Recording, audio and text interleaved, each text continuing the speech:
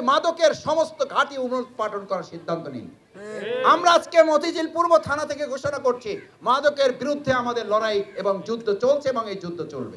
মাদকের লড়াই জামাত ইসলামী আত্মসমর্পণ করবে না, অবৈধ অস্ত্রের ক্ষেত্রে আমরা আত্মসমর্পণ করব না। কারণ মাদক এমন একটা ভয়াবহ ব্যাধি, এটা শুধু একজন ব্যক্তিকেই শেষ করে না, পুরো একটা পরিবারকে শেষ করে দেয়।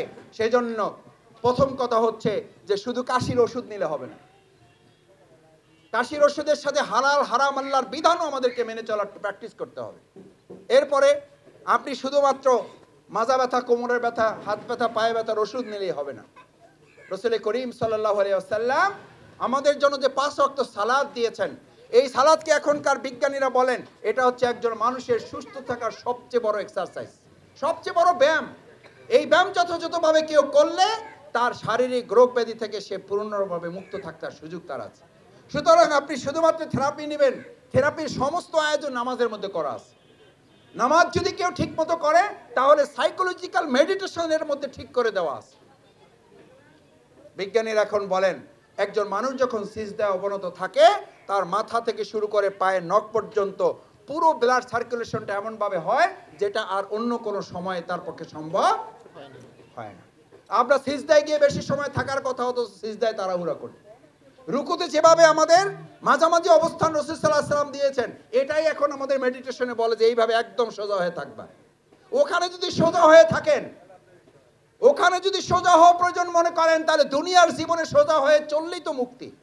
দুনিয়ার জীবনে সোজা হয়ে চলবেন না, চাঁদাবাজির সাথে যুক্ত থাকবেন, আপনি ভালো থাকতে পারবেন না। আমরা চাঁদাবাজ মুক্ত একটা মতিঝিল আমরা ডিক্লেয়ার করতে চাই, ইনশাআল্লাহ রাজি আছেন? ইনশাআল্লাহ। কারণ চাঁদাবাজি যারা করবে এবং যাদের কাছ থেকে করা হয়, উভয় মানসিকভাবে কি হয়ে যায়? অসুস্থ হয়ে যায়। এই অসুস্থতা থেকে আমাদেরকে এই সমাজ জাতিকে মুক্ত করতে হবে। আজকে আমি শেষ কথা বলতে চাই ভাইয়েরা, বাংলাদেশ জামাত ইসলামী মতিঝিল পূর্ব থানা আজকে এই উদ্যোগ নিয়েছে।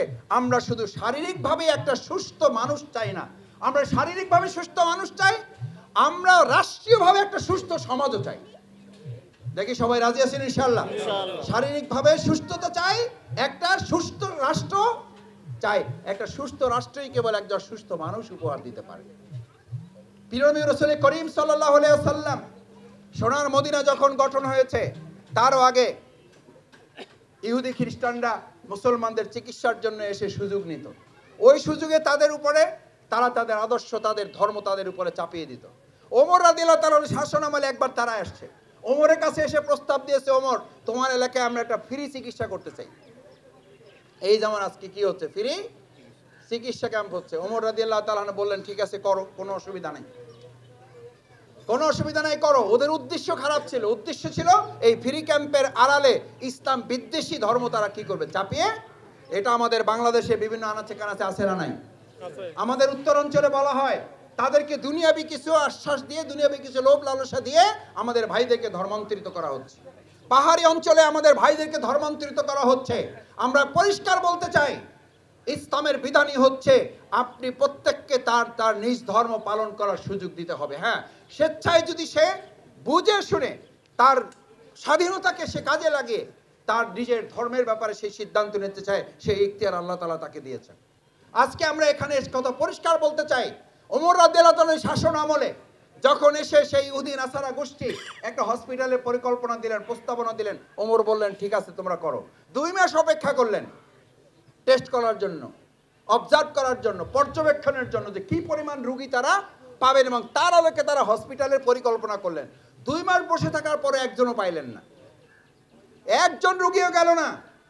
ইহুদি নাসারা গোষ্ঠীর ওই যারা নেতৃত্ব আসছিল তারা এসে ওমর রাদিয়াল্লাহু তাআলা দেখা করে বললেন ভাই আমরা চলে যাচ্ছি। বললো কেন চলে যাচ্ছ কেন? কয় তুমি এমন রাষ্ট্র প্রতিষ্ঠা করেছো, এটা এমন একটা সুস্থ নিরাপদ রাষ্ট্র, এখানে কোনো জনগণের অসুস্থ হওয়ার সুযোগ নাই। 2টা মাস বসে থাকলাম, একটা লোক আমাদের কাছে চিকিৎসার জন্য আসে নাই। আজকে হসপিটালগুলোতে যান, চিকিৎসা পাওয়া কঠিন হয়ে গেছে। আজকে হসপিটালে যান, কেবিন পাওয়া কঠিন হয়ে গেছে, কারণ সুস্থ রাষ্ট্র ছাড়া সুস্থ মানুষ উপহার দেওয়া যাবে না।